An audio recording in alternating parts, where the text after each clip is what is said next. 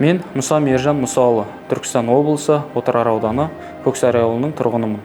Заречный бірлескен кәсіпорында өнімді ерітінділерді өңдеу цехында 6-шы разрядтағы аппаратшы мамандығы бойынша қызмет атқарамын.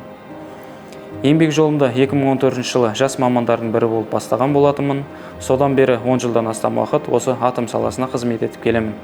Қызмет ету барысында біршама жетістіктерге жеттім. Атап айтар болсам, бірнеше мәрте құрмет және мақтау грамоталармен марапатталдым. Сонымен қатар Қазақстан Республикасының атом саласына еңбек сіңірген 3-ші дәрежелі құрмет төс белгісімен марапатталдым. Әрине, бұл мен үшін үлкен жетістік, бұнымен тоқтап қалмаймын. Әлі де талай кәсібилік пен біліктілікті ұштастыра отырып, көптеген жетістіктерге жетемін деген сенімдемін.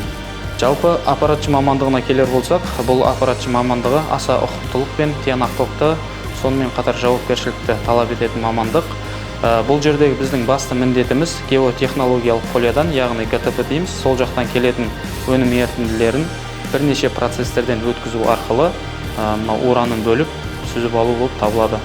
Бұл процестерге жеке-жеке тоқталатын болсақ, бірінші кезекте пескостойникке жинақтаймыз ерітінділерді.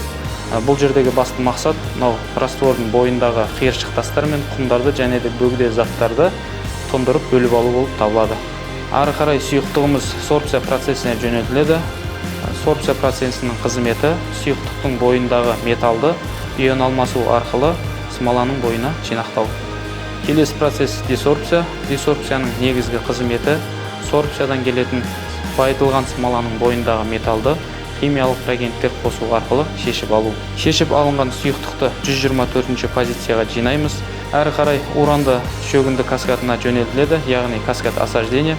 Бұл процестің міндеті уранды кристалдандырып отырғызу. Кристалдандырылған сұйықтығымыз әрі қарай сүзу залына жөнелтіледі. Бұл жерде бізде Larex деген аппарат бар. Осы аппараттың көмегімен бірнеше мәрте сүзгіден өтіп, кептіріліп, нығыздалып, дайын өнім контейнерлеріне жинақталады. Отбасы жағдайыма келер болсам, осы Заречный кәсіпорнына орналасқаннан кейін көп ұзамай шаңырақ көтердім. Қазіргі таңда 2 қыз, 1 ұл тәрбиелеп отырмын. Алдағы уақытта да ұлдарымды осы атом саласының қызметкері болуына ықпал ететін боламын. Себебі атом саласы қазір қарқынды дамып келе жатқандықтан, сонымен қатар Қазақстан Республикасының ішінде осы үлкен компаниялардың ішінде Казатомпром компаниямыз көш бастап тұрғандықтан, осы атом саласына қызмет етуге кейінгі жас өскелең ұрпақты шақырар едім.